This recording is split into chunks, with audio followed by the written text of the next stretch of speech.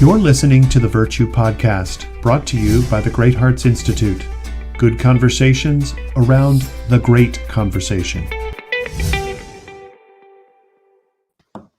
Welcome back to the Virtue Podcast. It is my extreme pleasure to introduce two of America's master poets and public intellectuals, both of who have dedicated their lives to the advancement of humane, philosophic, and poetic ideals. Volumes of poetry, critical essays, public speeches have established both of them as premier spokespersons for the arts, and they do so in a very winsome way. So I'd like to introduce two individuals to you this morning. Dana Gioia is an internationally acclaimed poet and writer. After a 15-year career in business, at 41, he decided to just quit, pursue his talents as poet and critic, and came to national attention with a powerful critique of contemporary poetry published in the Atlantic Monthly. He asked this provocative question, can poetry matter? And that remains the question of the hour. We're going to address that today. Gioia also served as former chairman of the National Endowment for the Arts and California State's Poet Laureate. He's the first person in his family to attend college and then doubled down with Ivy League degrees from Stanford and Harvard. He's published all over the place, 5 full-length collections of verse, 4 books of essays, and his public speeches, the whole range, really intended to revive poetry in American public life.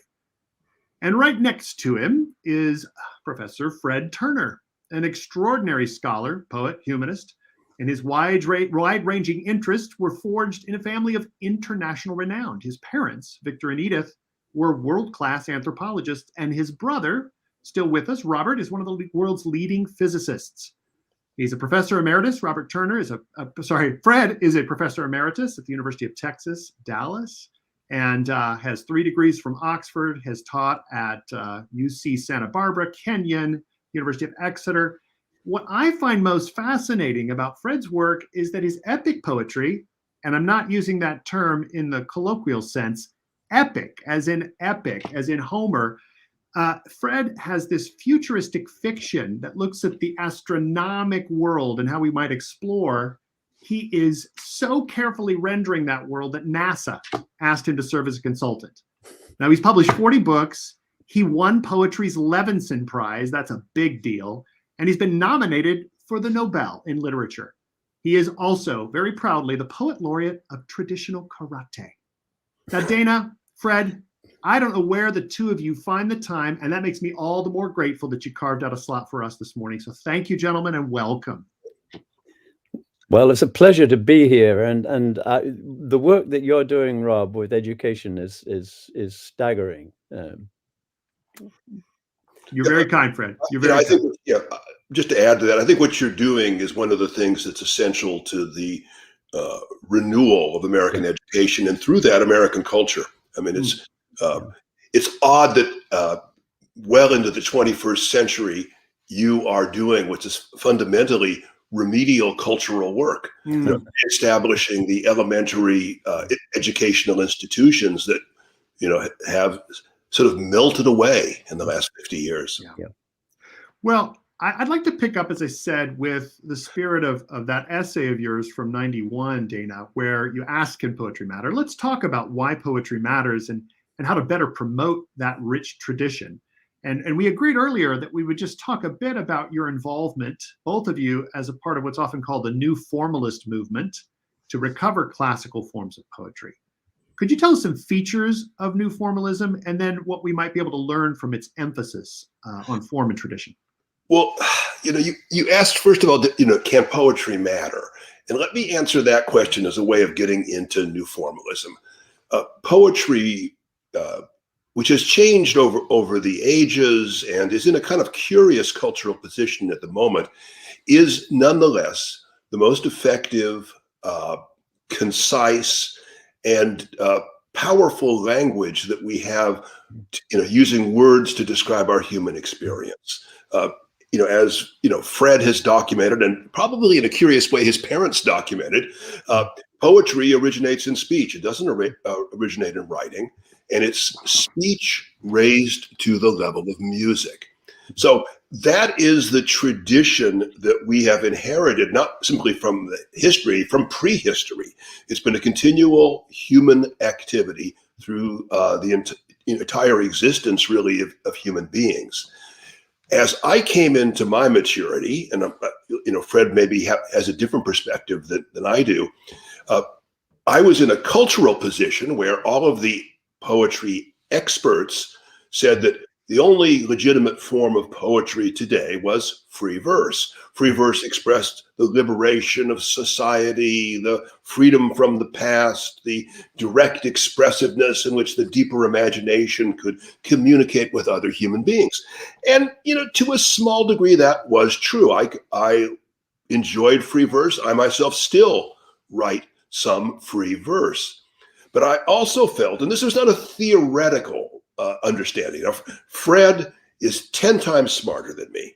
And so he provides these incredible philosophical and historical explanations. But for me, it was visceral. When I saw how people heard poetry, how they reacted to poetry, and how they remembered poetry, it was obvious to me that metrical poetry had a power, a music, a beauty, as I've come in my later works to call it, an enchantment that free verse did not, for the most part, have. And as a poet, I wanted to participate in that magic. And I don't use magic as a word lightly. If you go back to the ancient world, let's say Rome, I think a lot of the people watching this probably have Latin in their schools, and I hope Latin in their own education. The Latin word for poetry is not poesia, which it exists in Latin. It is carmen. Carmen in Latin means a poem, a song, a chant, and a prophecy. And that shows you what poetry represented in the ancient world, this combination of musicality, magic, and vision. And that's what I wanted. That's what I wanted to be as a poet. I brought this thing to show you. This is the major new formalist anthologies. It's actually just been reissued. It's called Rebel Angels. But I want to be I wanted to be a poet like something out of Blake. I wanted to be half naked, floating over the waves, shooting lightning bolts. And in order to do that, I had to figure out how to use traditional meter. And no one wanted to teach me. In fact, everybody discouraged me from even asking that question. Yeah. For me, I actually very much the same kind of evolution. Dana has said so much of it already. We were not simply dismissing free verse, but we were really just reminding everybody that free verse is just one form of poetry, and that the use of metrical forms of rhyme and stanza and so on in their infinite combinations offers a huge variety of possible rhythms and musics and styles and voices and tones and jokes. It was as if we were musicians, and the only acceptable form of music was a string quartet. But some of us might want to write an opera or a symphony or a choral mass or something. And so we were sometimes we were called the expansive movement. And what that meant was that this was not a way to constrict poetry, but a freeing of poetry into the whole universe of poetic forms. The point is that meter and form can be traditional forms like the couplet or the sonnet or the Spenserian stanza or the villanelle or the sestina or the haiku and so on. And the beauty of using a traditional form is that it arouses expectations in the listener that can be either fulfilled with pleasurable satisfaction or excitingly departed from in a way that makes special ideas strike home. Nonce forms essentially, a nonce form can use different, unique arrangements of lines, of line lengths, of feet, of rhyme schemes, stanza, and so on, so that you can sort of custom make your own formal poem, and each form has its own. It can do certain extraordinary things that nothing else can do. And in fact, many of the great forms, like the sonnet and so on, were originally nonce forms. People sort of thought them up.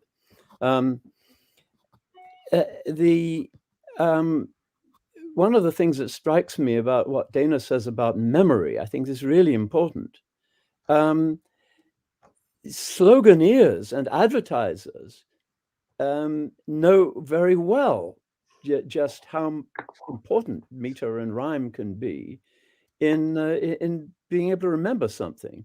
Why give them the advantage when we poets can say something much more really important in a way that sticks in someone's mind, so that at some moment of pain or joy, they have words to express what they feel.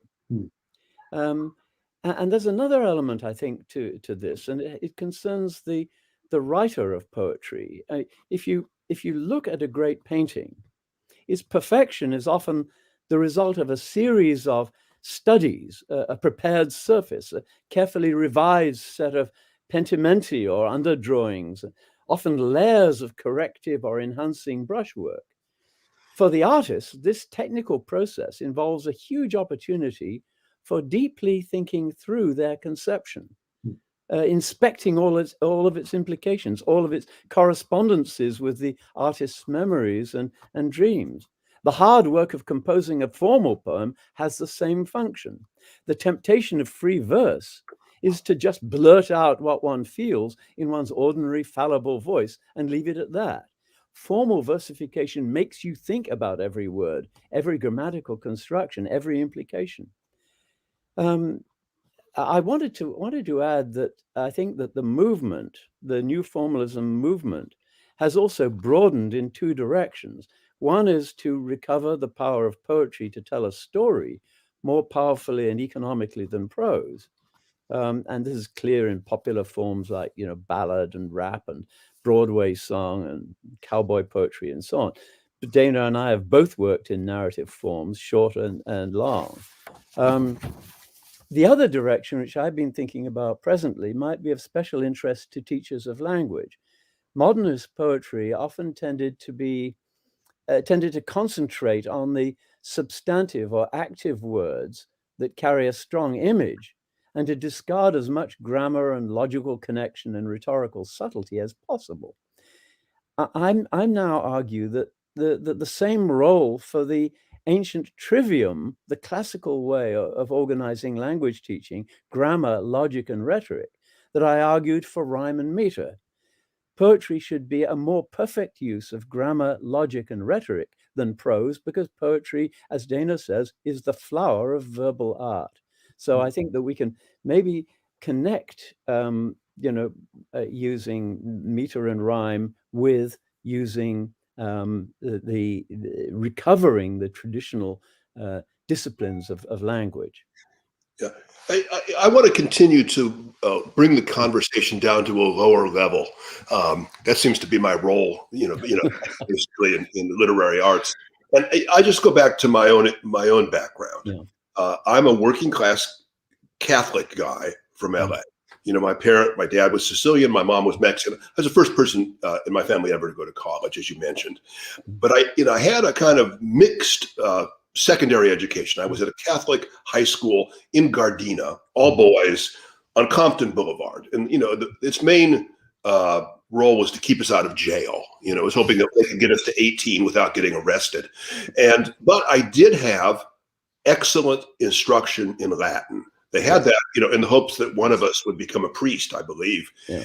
And so, curiously, my first literary experiences with Latin poetry, Virgil, Catullus, Horace, Ovid. And I've always felt as a poet that was a sanctifying accident in my life. It rooted me in something genuine that was both immediate and distant.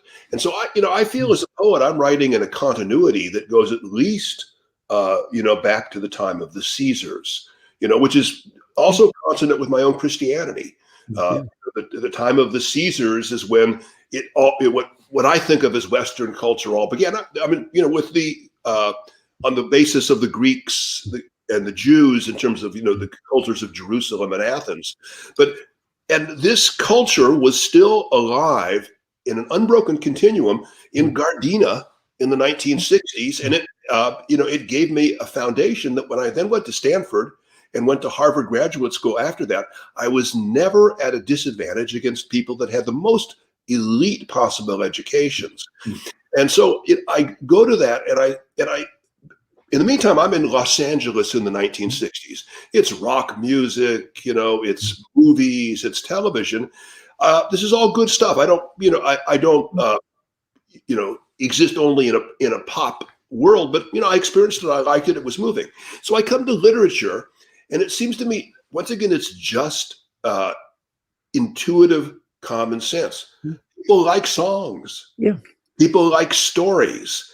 And if I'm in a literary culture which says, well, you can't really have songs, you really can't have stories, you've got to have images, especially deep images. It just seems to me they're missing something. It's like saying, about a month ago, maybe 2 months ago, I was in Athens. I actually won an international literary prize. And these friends of mine took me to a restaurant. It was a seafood restaurant, in the harbor of Athens, family place. They had a huge menu. And when we went there, we ordered all these things, and then the waiter came and began talking with my Greek host, back and forth. And we learned then that the only thing that was available that night were sardines. And so we had an all sardine meal. It was quite tasty, but I did not want as a poet to write in an all sardine culture. Right. I wanted tuna. I wanted halibut. I wanted all of everything that was in the great wide oceans as a possibility for my art, and that meant meters, narratives. Yeah. And see, Fred's talking about all these metrical forms, but there's also all of these genres. Yeah. You take a form and a subject matter. I mean, Fred and I have both written cowboy ballads. We've both written kind of poems that come out of realist fiction, that come out of fantastic fiction, and to take everything you can possibly do as a writer, everything you can possibly do as an entertainer, and you refine it, and you raise its intensity, its clarity to the level of what we hope is great art, memorable art. Right. Here's a quiz for the people watching this. Who is the mother of the nine muses? Most people can't answer that question, but the answer is clarifying. It is Mnemosyne, the goddess of memory. If you write a poem and you can't remember at least most of it, it's probably not a very good poem. Yeah. Otherwise, it's spam. Exactly. Spam. Spam. Yeah. And occasionally it's wonderful spam. Yeah. You both have touched upon the importance of the visceral, the felt, the pleasurable, but also anything that moves us. So it can be everything from the fear and the dread, the sublime, but the pleasure of the thing. A cowboy ballad, I assume, has got a good bit of all of that. And it is, to hear you both say it, very small d democratic, right? There's a common touch here that should speak to the contemporary. So tell me this. That was the hilarious thing. The new formalists were denounced as elitists. Yeah. When we were essentially popular classicists, I guess. But why? Right. But why so? Why so? It's because the people that were denouncing us were threatened by us. It was interesting that the people that denounced us was the people who were one generation older, and they had created this. They had gotten the grandparents had created the free verse revolution. The children had inherited all the academic jobs, and we frightened them that they might lose some of these jobs. It was it was a generational struggle. And so, we took, all this crap, from this, the parental, the bad parents of, of the generation above us. Yeah. Is it so today? Are we seeing have those parent poets, if you will, moved on? Are we seeing new formalism really take root? The situation right now, which no one will acknowledge and nobody even understands. I mean, I can talk about, to 20 poets and poet critics. They don't know what's going on. There's just too much activity for any one person to do. When I edited the best poems of 2018, I read 13,000 poems to find the 70 I was going to put in the anthology. So for a few, months or two, I actually saw what was going on and I tried to document it, but it's unknowable. But here's the fact, very simple. New formalism succeeded insofar as it removed the stigma of rhyme and meter into poetry. So you can sort of write anything you want. It removes maybe less so the stigma of narrative. Narrative still tends to be autobiographical, confessional, things like that. But the problem is, Rob, I can give you permission to do surgery. Should someone get an operation from you? Please. And so we gave permission for this, but most of the people using rhyme and meter now are, really don't know what they're doing. Actually, the most skillful people using it are people in hip hop, because they've avoided school altogether, and they're doing it purely in intuition and imitation of other artists that they like. That's how traditionally poets learn their craft. So there's actually more to learn if you're looking at contemporary poetry from hip hop and things like that, various kinds of slam poetry than there is in some ways from academic poetry. But there are, 100 or 200 people maybe in the United States who have mastered the traditional metrics and can use them without seeming unbearably stiff. That's not many people in a country this large, but it's because is almost nowhere where you can learn these techniques. And that's why this group that includes, Fred and me created for 21 years, the Westchester Writers Conference, which was the one place in the United States you could systematically study traditional technique for form and narrative. What's so remarkable, talking about hip hop and rap, is that essentially that came out of a community of people that had been, more or less systematically deprived of the kind of classical education that would teach them the traditional forms. And so they had to invent it for themselves. And they did. I mean, I suppose, though, they had some background from, the black church and that kind of thing. But basically what it means is that we have a kind of almost like an instinct to do poetry and to do some kind of formal poetry. And so they were deprived of it and they invented it for themselves. It's rather like the situation that is described by some of the linguists of a bunch of kids I think it was in Israel, who are both deaf and dumb, and they were raised together. I don't know whether it was an orphanage, but it was that they were raised together, and they invented their own form of sign language. That it's an instinct. It's elephants have trunks, and we do language, and we do poetry. Yeah, but I would go to say that there isn't a culture in the world that has been documented in which people do not have poetry or the equivalent of poetry. People have a need for language, and they have a need for a special kind of language that is elevated above the mundane, in which they can describe the sacred, the historical, the special. And people need this. Our academic culture, by about 1960, 1970, had removed poetry from the common culture. It was, my mother is a Mexican woman with very little education. She knew poems by heart. She loved poetry. Her equivalent 2 generations later was completely cut off from this. So in the United States, you had all of these people that were outside the official culture who reinvented poetry, hip hop in the African American community. Cowboy poetry, became this massive revival, and you could be Marxist about it. For disenfranchised agricultural workers. Mm. And then you have slam poetry, which is, probably the Marxists would call highly drunk people in bars, where they would do this, and suddenly a competitive kind of poetry. What they had in common is it was all unacademic, it was all performative, and it was all spoken out loud. Mm. When I was the chairman of the National Endowment for the Arts, I created a program called Poetry Out Loud, which is a national high school poetry recitation competition. 49 of the 50 states rejected it. They said, teenagers don't like poetry, memorization is repressive, Mm-hmm. it is disgraceful to put arts in competition, and it will discriminate against immigrants and minorities. Through enormous politicking skill and bribery, we had it tested nationally for a year. We've done it in Washington, D.C. and Chicago to refine the program. We said, look, try it 1 year. And if it doesn't work, you can use the money for something else. Needless to say, kids loved poetry. They liked memorization.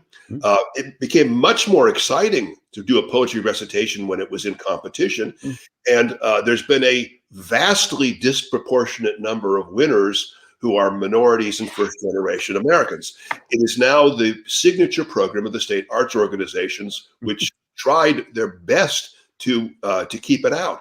And all we did, really, I think, was to reconnect poetry with its traditional uses. As a way of mastering language and, in a sense, expressing emotions. See, what happens to a student when they memorize and recite, especially recite in public, a great poem, is that those students have to inhabit the language, the emotion, and the ideas of those poems. And that is transformative.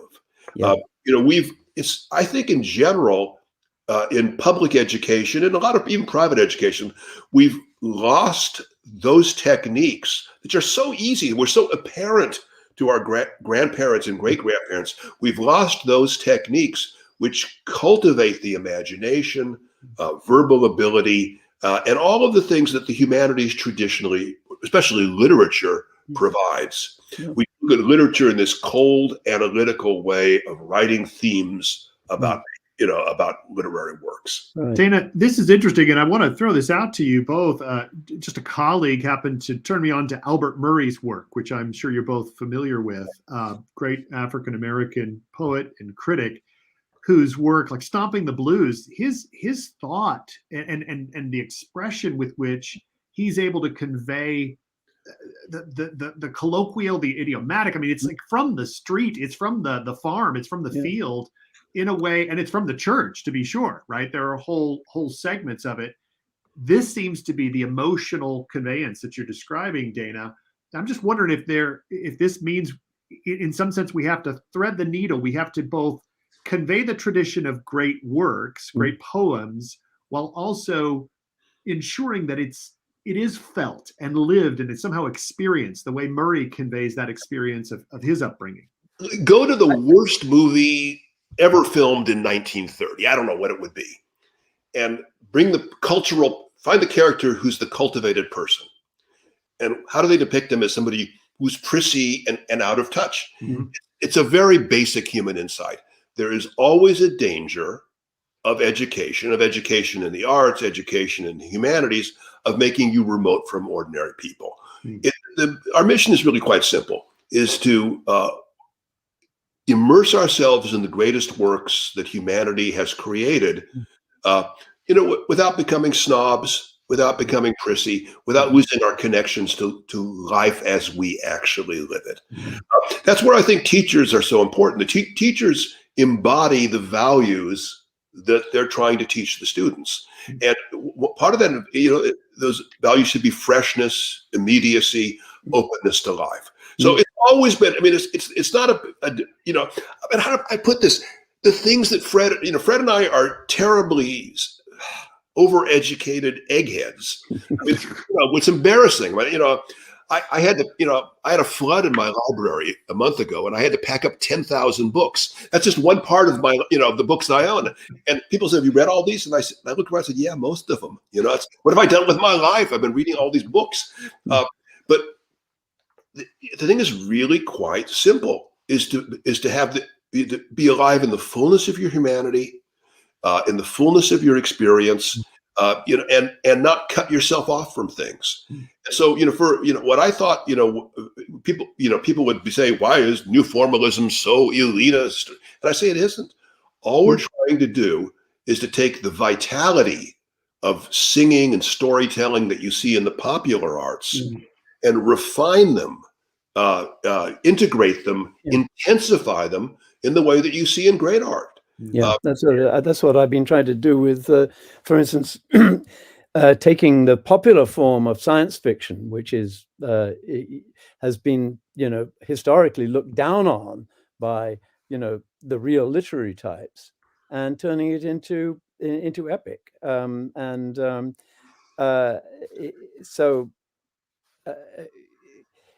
I think that this links up with something that we've been touching on around the edges, and that is, the much larger issue of, what the human species is for, what the human species is about. And I think it's a strange thing, but if you look at all the great religions, every single one of them that I know of, I wrote a book on epic. Every major religion begins with poetry.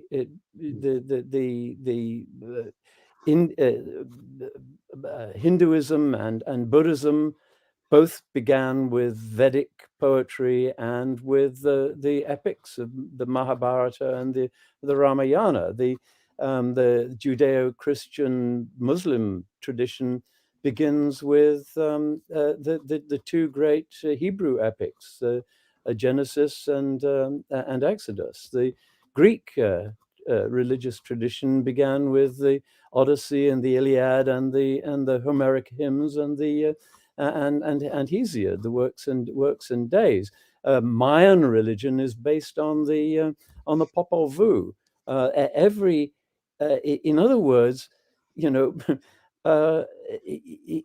this seems to be a kind of fundamental in not just in our human nature, but in the history of how we became human in the first place. So, I mean, I know I'm making large claims here, but part of this is actually backed up by some really interesting issues in our neurobiology. It turns out, and this is a study that I did with a German neuroscientist, Ernst Poppel. It turns out that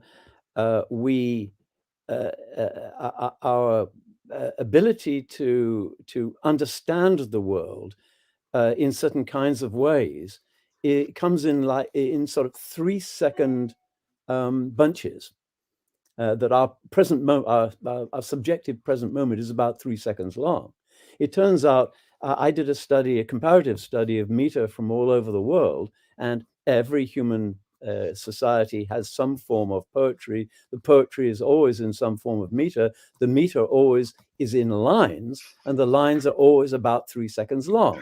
So, in other words, this isn't just something that as it were, first of all, it's, meter and rhyme are not some kind of odd individual cultural invention like tiddlywinks or something like that. They're built in. And they in ritual performance, for instance, it's known that the use of ritual chanting actually brings on changes in the brain state, a greater connection between the two halves of the brain, and a whole bunch of issues like that. In other words, it's not just a cultural or a social thing. It's something that has grown into part of our biology. Yeah, the body has rhythms. Yes. And musical and linguistic rhythms Yes. interact with the body rhythms Yes. and make physical and therefore mental changes in Yes. people's states. Yes. I want to say two things just to respond to Fred. I mean, first of all, let's just say something obvious that I've never heard anyone say. Frederick Turner is the great American science fiction poet. There hasn't been any science fiction writer who has created these long narrative, indeed epic poems that Fred has. The second thing is that for people in the Judeo-Christian tradition, if you don't like poetry, you don't understand your own tradition. And if you're religious, if you're a practicing Christian, you can't understand Christianity without understanding poetry. 1/3 of the Bible is written in verse. Yes. So you're forced into a theological quandary then. You either have to say God didn't know what he was doing. The evangelists, the prophets didn't know what they were doing, because they really should have written it in plain prose that cats and dogs can understand. But isn't the case. And it's obvious that sacred literature, of our tradition, and it's even more so if you're a Muslim, where everything is in verse, there's a basic understanding, which is if you want to understand the mysteries of the divine, prose will not suffice. There has to be a special kind of language which exceeds prose sense. And this is what poetry does. It speaks to you simultaneously to your intellect, your emotions, your physical senses, your memory, your intuition, and your whole body. Yes, in your senses, it's just these rhythms that are beating inside you. Poetry talks to all of you without asking you to divide yourself in pieces. That's why the way we generally teach poetry is a disaster. We give them a poem and say, okay, you little brats, I want you to write a conceptual argument about the conceptual content of this poem. And that's not why the poem matters. That's not how the poem speaks to you. So it's like saying, we're going to take this, delicious meal, and I want you to describe its sounds. It might make some sounds, but that's not really what the meal is about. It's about taste and physical sensation, and hunger and satisfaction. And so we have. And now, how do you get back to that? You get back to that in things as simplistic as memorizing and reciting poetry, as having kids act out plays in Shakespeare, having do all of these things which are holistic. So I am once again, I think a relatively sophisticated and well-educated intellectual, but I have to constantly remind people of the simplicity of the solutions to our problems. Most of the things that we need to revive education, literature, culture, and the arts existed 200 years ago. And we've lost that continuity, and that is why we're wandering. It's like, taking a kid away from, his or her family, dropping them in a desert, keeping them fed, keeping them clothed, but they have no idea who they are, who their people are, what their customs are. And so, we are wandering in the desert, and it's been going on for more than 40 years now. So I think it's about time to get into the promised land again. Dana, I'm gonna stop right here, just because we've got to pause for a moment. We would like our audience to be able to come back and explore the disaster, as you put it, so forthrightly, to figure out if, in fact, some of these simple and straightforward solutions are things we can do. But we want to hear what they have to ask you in the second half of our time. We'll probably spend about 10 minutes together when we get back. But if I can just pause right here and give you a moment to grab a drink, we'll be back momentarily. Okay.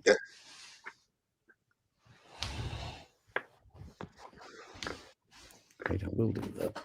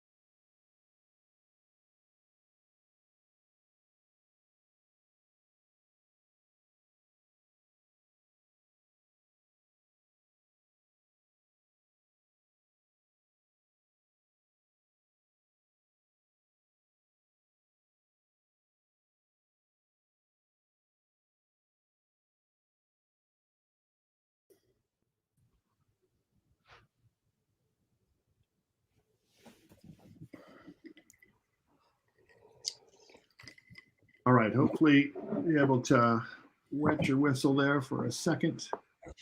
And we'll get back to a couple of questions that came out from our audience. I think it's down here on the bottom of the screen, but we have a good friend, a colleague of yours, David Rothman, who remarked in the chat just before he had to sign off that academia rewards intellectuality, not the search for delight. Created programs and departments that were focused on that intellectual project as such, but it was detached from the delight.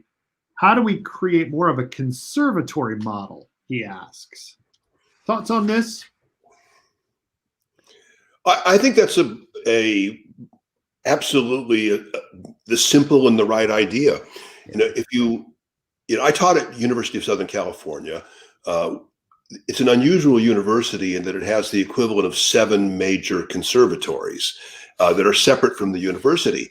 And my music students were fantastic. They were at a higher level than the university students were because there was a kind of discipline and community and emphasis on performance. And performance, I think, is a great form of human pleasure, where people master something difficult and then demonstrate it to an audience. It's an ecstatic experience for young musicians to be in an opera or be in a symphony. And I think if we had poets doing that, where they would be mastering techniques, perhaps in groups the capstone would not be a paper but would be a performance. I think it's a great way of learning, and I think it is, as David Rothman suggests, full of delight. I mean, really, in a sense, you could say that a university football team is a kind of conservatory. It requires training, discipline, a lot of time, a knowledge of the craft, and so on. A true school. People love doing it. I mean, the idea that people don't like to do it is crazy. People like to do sports. Well, they like to do poetry and learn the craft. That's absolutely right. That's absolutely right. If you go back to the way that the Latins described the purpose of poetry, it was to instruct, to delight, and to educate. Yes. And really, they put delight in the middle. I would go delight, instruct, educate, and console. I think there's a consolation aspect in poetry that probably the Romans took for granted. But no art works without pleasure. Yeah. And I think that again is part of the fundamental idea behind what was called the trivium, that the grammar, logic, and rhetoric. That these were really pleasurable disciplines, you know. Well, and when we talk about pleasure, we're not talking about cheap pleasures. Yeah. I mean, pleasure is a vast, amount of human experience, and so, and it's Marcus Aurelius, said that the purpose of education, the path of wisdom, was to constantly trade sort of cheaper pleasures for higher pleasures. Mm-hmm. I don't think, and I think that's the purpose of education, and the way of wisdom. Yeah. In that regard, I both of you have expressed interest in the relationship or the interrelationship between, as Fred put it once, the poetic roots of religion and the religious roots of poetry. We were talking about that just before we took a little break. Could you just help us understand how those two work together a little further, right? What do we need to know about the relationship between religion and poetry, as you began to touch on that earlier? I think, well, one implication is that we should read the sacred scriptures as poetry according to their genre, epic fiction or the hymn or the drama or the chant or the parable or the panegyric. I mean, and Job, the book of Job, is really a play. It's a poetic play. This means that if we literalize it, and this has theological implications, if we literalize it as we see in so much religious rhetoric these days, we maybe desecrate it. It's not literal. If the sun had stood still in Joshua's battle, the earth would have been destroyed by tidal waves. Jesus was not referring to a particular master of the vineyard who pays his workers the same for different hours of work. It was a fiction. It was a story, which means, in a sense, that the theology is really a kind of literary criticism, and should have all the modesty and playfulness and humility of a good literary critic. Or docent or nature guide. I mean, our rituals, as Dana said, I love the word that he used, magic, charm. Our rituals are consensual magic. They're valid in themselves, but limited to the performative community that celebrates them. But they have a different kind of efficacy than, let's say, physics-based engineering. And I think because we've lost a lot of our classical tradition, we've reduced in a sense everything to something equivalent to physics-based engineering. We've become unable. Many of us, I think, have become unable to read scripture properly. That. I mean, I think there are dangers in religion being the source of poetry, but we could get into that in a minute. Well, I agree with everything Fred's saying. I would approach it from a different angle. Yeah, which is that there's no debate, absolutely no debate that poetry begins in sacred ritual. I mean, anybody who doesn't believe that is going to have to argue against all of the existing facts. There's no debate, I think, in that as poetry has developed into a broader cultural conversation, it has encompassed things that are beyond the sacred. That it become, especially in the contemporary world, largely a secular kind of discourse. But at the root of it, I mean, arts never really disconnect themselves from their origins, and I think at the basis of poetry, and you see this throughout society, poetry is a way of us coming to terms with what our actual existence is. If you take an atheist who hates religion, and so when you talk about religion nowadays, it's highly divisive, it's highly political. But you just go on a walk, have an atheist come and visit me. They do all the time. Half of my friends are atheists, and we'll go walking through a redwood forest. And we're having the same experience. Mm. And it's an experience of awe and mystery that as human beings, we are in a universe which is regulated by rules that are beyond the human, beyond our understanding, which are eternal. We are, in a sense, however you define it, in the presence of the divine. Now, you might call the divine the law of physics. I might, call the divine, God. But we're experientially reacting to the same thing.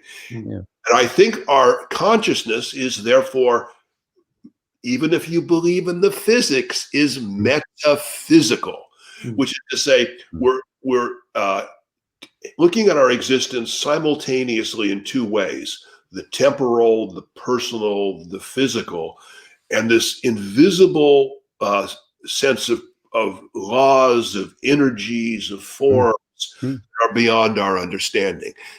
That is the human condition in its higher form of consciousness.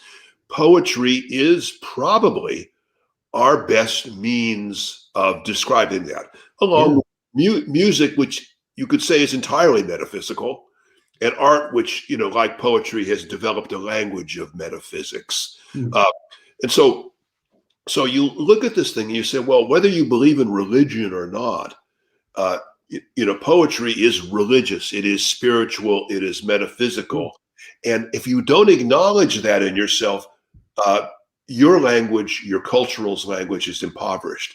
You see everywhere people trying to, in a sense, usually with the help of chemicals, recreate rituals, rites. That's what a rave is. That's what a rock concert are. People have this desperate need to get together and alter their consciousness. You can do it in fun ways. You can do it in destructive ways. You can do it in noble ways. But it is I think, a human universal. Which some people, do it by being deadheads, and other people do it by being Methodists.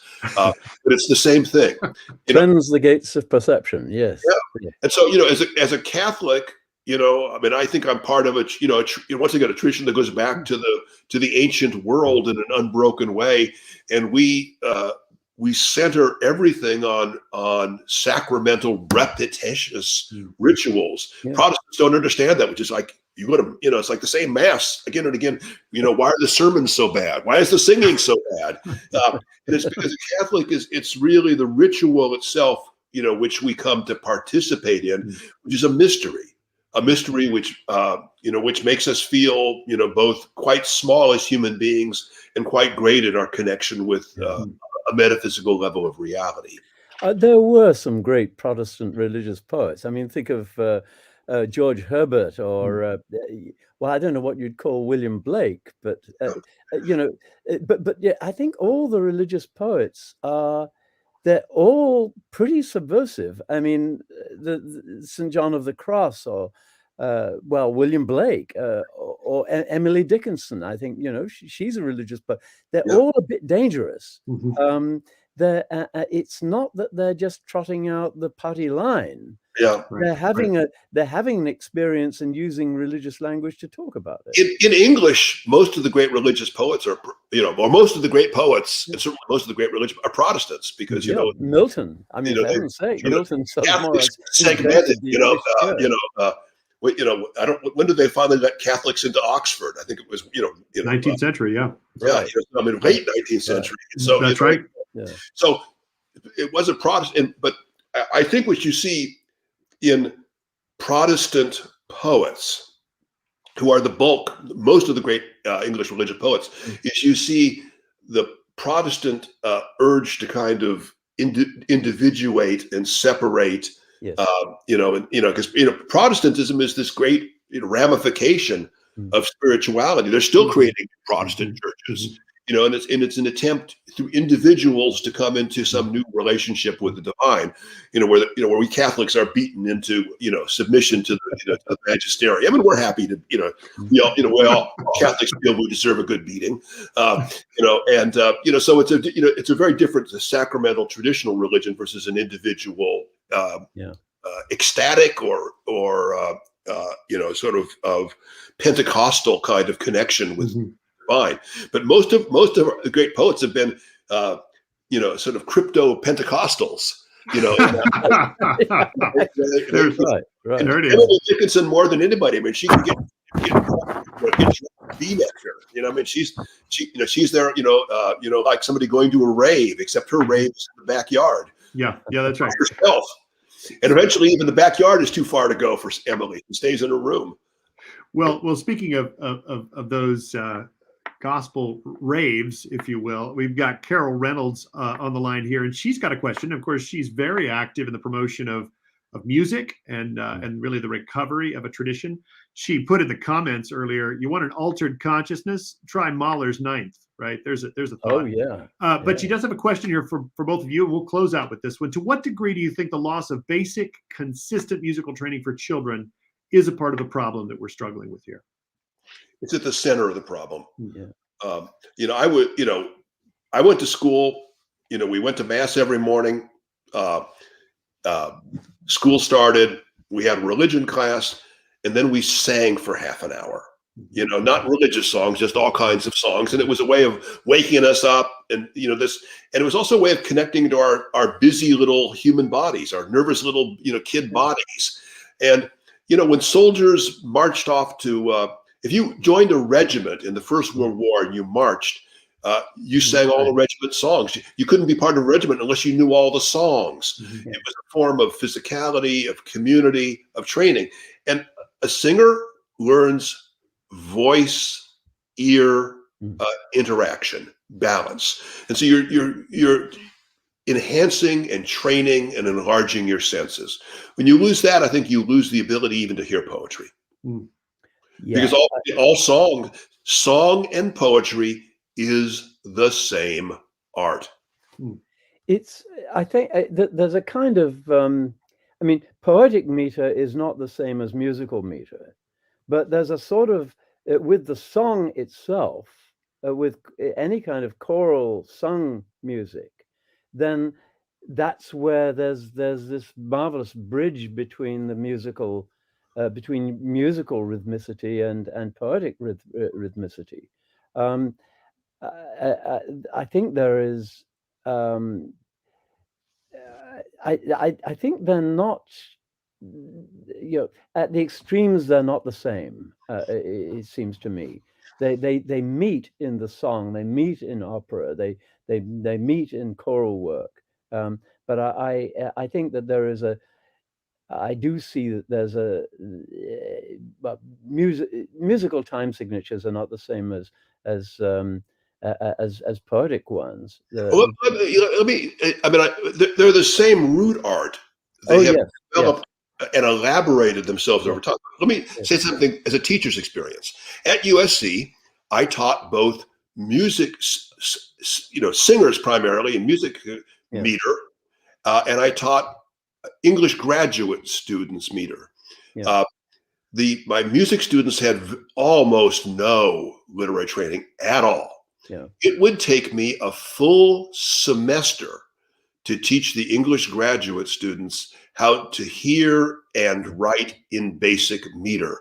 It took me less than 2 hours to teach the music students how to meter opera. They scanned better after 2 hours than my PhD candidates did after a semester. So whatever the differences are, Fred, they had a kind of ability to hear, see, and speak meter that I think my English graduate students, and this is the problem with modern education, it embodies you. It alienates you from the tremendous collection of intelligences that exist in the physical body. And that's what poetry speaks to. That's what music speaks to. That's what sports speaks to. And that's why we need physical activities in education. And we should put more physical activities in the humanities, singing, performing, acting. I think you're going to get an amen chorus on that, Dana, from Carol and others. So we are out of time, gentlemen. I want to thank you again for spending this hour with us and enlightening us as to why poetry matters. the delight is, of course, that we will see you together with Carol and others in February at the National Symposium. So the conversation will continue. Good. Thanks I look again. forward to meeting everyone.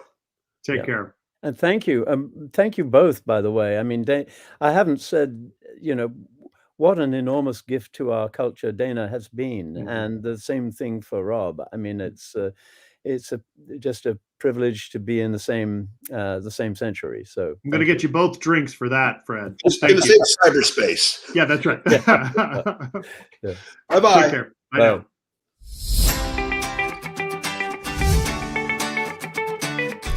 Registration for the 2023 National Symposium for Classical Education is now open. Join us February 22nd through the 24th in Phoenix, Arizona for 3 days of unsurpassed scholarship, professional workshops, and networking opportunities. For more information, visit www.greathearts.institute. Working together to renew the tradition.